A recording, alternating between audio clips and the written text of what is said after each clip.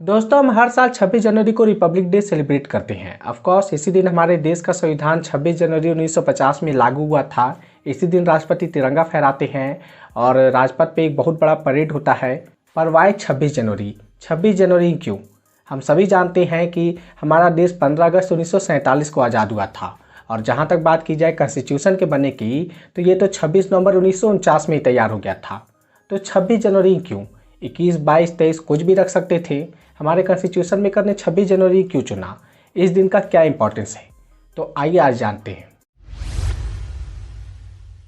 दोस्तों, इस क्वेश्चन का जवाब देने के लिए हमें आज से करीब 90 साल पहले जाना होगा, जब 1920 के दशक में भारत में स्वतंत्रता की लड़ाई जोरों पर थी।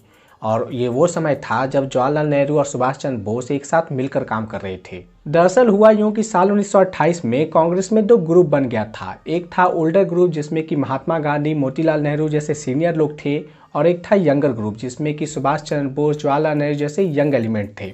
सीनियर ग्रुप का कहना था कि हमें अंग्रेजों से डोमिनियन स्टेटस की मांग करनी चाहिए। डोमिनियन स्टेटस का मतलब कि सारी सरकार भारतीयों के हाथों में होगी, पर जो देश का हेड होगा वो इंग्लैंड की रानी होगी। जबकि बोस और नेहरू जैसे यंग लोगों का कहना था कि अब बहुत हो गया डोमिनियन स्टेटस, अब हमें फुल इंडिपेंडेंस की डिमांड करनी चाहिए। पर चूंकि उस वक्त गांधी जी का बोलबाला था, तो ये साल 1928 में डिसाइड किया गया कि अंग्रेजों को 1 साल का समय दिया जाए, जिसमें कि उनसे डोमिनियन स्टेटस की डिमांड करनी चाहिए। और अगर वो इस डिमांड को 1 साल के अंदर एक्सेप्ट नहीं करते हैं तो फिर पूर्ण स्वराज की डिमांड करनी चाहिए, यानी कि फुल इंडिपेंडेंस। और दोस्तों, एज यूजुअल अंग्रेजों ने इस मांग को ठुकरा दिया। तो जैसे ही इस मांग को अंग्रेजों ने ठुकराया तो यंगर एलिमेंट आगे आ गए। जवाहरलाल नेहरू को गांधी जी के बैकिंग पर 1929 में कांग्रेस का अध्यक्ष बनाया गया, जहां पर दिसंबर 1929 में जवाहरलाल नेहरू और सुभाष चंद्र बोस जैसे लोगों ने ये मिलकर डिसाइड किया कि 26 जनवरी 1930 के दिन पूरे भारत में इंडिपेंडेंस डे मनाया जाएगा। अब अंग्रेजों की कोई बात नहीं सुनी जाएगी, अब हम सेल्फ डिक्लेयर करते हैं। मैं आपको जवाहरलाल नेहरू का वो भाषण सुना देता हूँ कि We have now an open conspiracy to free this country from foreign rule, and you and all our countrymen and countrywomen are invited to join it. दोस्तों, बस यही वो 26 जनवरी 1930 का दिन था जब पूरे देश में इंडिपेंडेंस डे घोषित किया गया और पूरे देश में इंडिपेंडेंस डे सेलिब्रेट किया गया। हम 1930 से लेकर 1947 तक हमने 26 जनवरी को ही इंडिपेंडेंस डे मनाया था।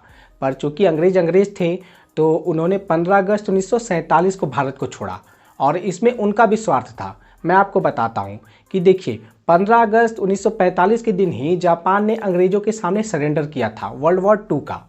तो ये उनको प्राइड में लेने के लिए अंग्रेजों ने इस दिन को चुना।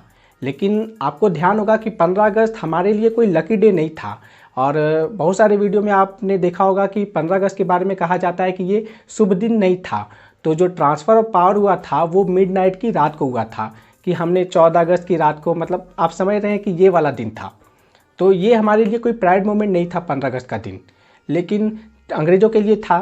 तो ये 26 जनवरी 1930 का दिन मेमोरी मतलब लॉस ना हो जाए, इसीलिए जो हमारे कॉन्स्टिट्यूशन मेकर थे उन्होंने इस दिन को चुना कि हमारा जो आज़ाद तो हम 15 अगस्त के हुए, वो तो हमारे पास में नहीं था, लेकिन जो कॉन्स्टिट्यूशन हमें लागू करना है तो वो हम 26 जनवरी को करेंगे, ताकि ये दिन मतलब हमारे इतिहास से मिटे ना। दोस्तों, ये छोटा सा वीडियो था। अब तो आपको पता चल ही गया होगा कि हम 26 जनवरी को ही रिपब्लिक डे क्यों सेलिब्रेट करते हैं।